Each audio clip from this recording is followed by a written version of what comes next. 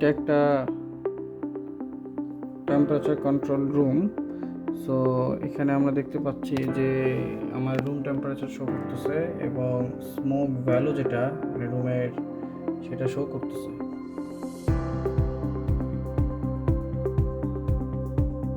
আমি দেখতেছি room temperature হচ্ছে 32.56 ডিগ্রি সেলসিয়াস এবং এটা কন্টিনিউয়াসলি মনিটরিং করে। সো এখানে সেন্সর ইউজ করা হয়েছে তিনটা।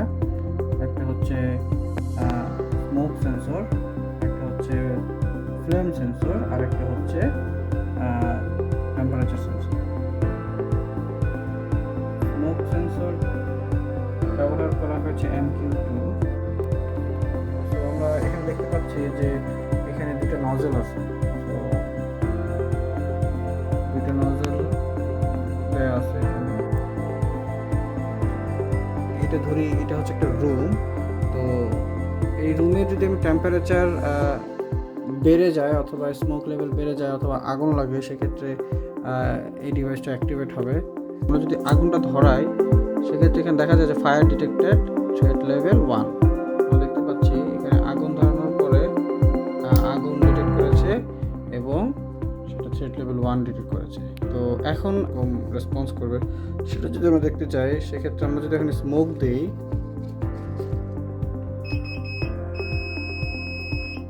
সো আমাদের স্মোক ডিটেক্টেড থ্রেট লেভেল 1 এখানে বলতেছে যে ওপেন উইন্ডো।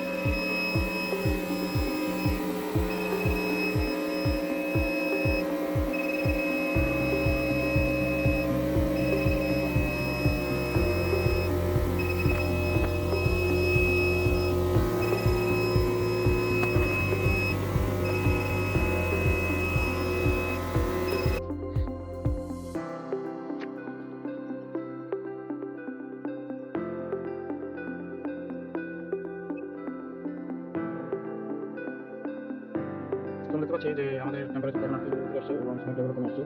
তো